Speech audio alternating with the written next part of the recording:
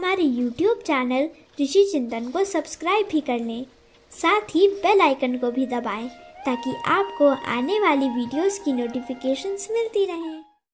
लोग पूछते हैं कि ऋषियों को इतना पता था, कितना बड़ा समय आ रहा है, दुर्दशा का आ रहा है, तो क्या बदल नहीं सकते थे? बदल सकते थे, पर बड़ी बड़ी कष्ट कठिनाइयों को जो बड़े बड़े आध्यात्मिक क्षेत्र के मर्मज्ञ हैं वो इसलिए धारण करते हैं ताकि उस कर्म का क्षय किया जा सके। संत महावीर की कथा है, आप लोग जानते हैं। अध्यात्म के अंतिम शिखर पर थे, समाधि लग चुकी थी और अभिनिष्क्रमण होने वाला था, जीवन की मुक्ति की अवस्था में थे। उनने ध्यान से देखा कि एक कर्म कहीं पर है जो मुझे मुक्त होने से रोक रहा है। कौन सा कर्म है? उनने ध्यान दिया तो पता चला कि कुछ जन्म पहले जब वो राजा थे तो उनने एक व्यक्ति के कान में पिघलता हुआ शीशा डलवा दिया था। उनको लगा कि ये कर्म मेरी मुक्ति में बाधा है। और कोई होता तो ये सोचता कि इस कर्म को हम योग के द्वारा काटें। महावीर ने सोचा कि इस कर्म को कर्म के रूप में ही काटना उत्तम है। उस व्यक्ति का नाम था शय्यापाल, जिसके साथ उनने बर्बरता करी थी। उनने ध्यान की अवस्था में शय्यापाल को बुलाया कि शय्यापाल, तुम जहां कहीं हो विश्व के कोने में, यहाँ आओ और अपना कर्म मुझको देकर मेरे को मुक्त करो। शय्यापाल गायों को चराता हुआ पहुंच गया। महावीर ध्यान में थे और महावीर को देखते ही जो पिछले जन्म का संस्कार था वो भड़का। उसने कहा कि तू यहाँ ध्यान लगा करके बैठा है, मेरी गाय कहाँ गई बता। महावीर तो मौन में थे, जवाब देना नहीं था। उसने अरहर की डंठलें ली और महावीर के कान में डाल दी। इंद्र प्रकट हुए, इंद्र ने आकर के हाथ को रोका और वो अभिनिष्क्रमण को प्राप्त हुए। बड़े बड़े ऋषि, बड़े बड़े आध्यात्मिक क्षेत्र के मर्मज्ञ हैं, वो जानबूझ करके उस कष्ट को धारण करते हैं। क्या भगवान को पता नहीं होगा कि वनवास को जाना है, रोक नहीं सकते थे? क्या गुरुदेव को पता नहीं होगा कि हमला होने वाला है, रोक नहीं सकते थे?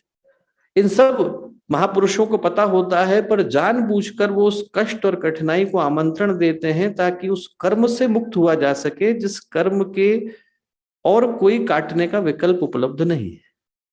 लाड़ी महाशय की कथा आती है। लाड़ी महाशय जा रहे थे, जाते जाते उनने अपने जो सहायक थे उसको जोर से चिल्ला करके बोले, कपड़ा फाड़।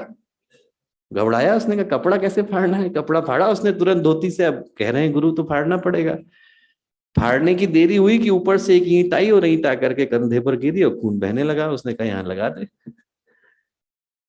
तो थोड़ा आगे चले तो उनके शिष्य बोले कि गुरुदेव, जब आपको इतना पता ही था कि ईंट गिरने वाली है तो क्या उस रास्ते से हट करके चलना अच्छा विकल्प नहीं था, बजाय इसके कि कपड़ा फाड़ा जाए?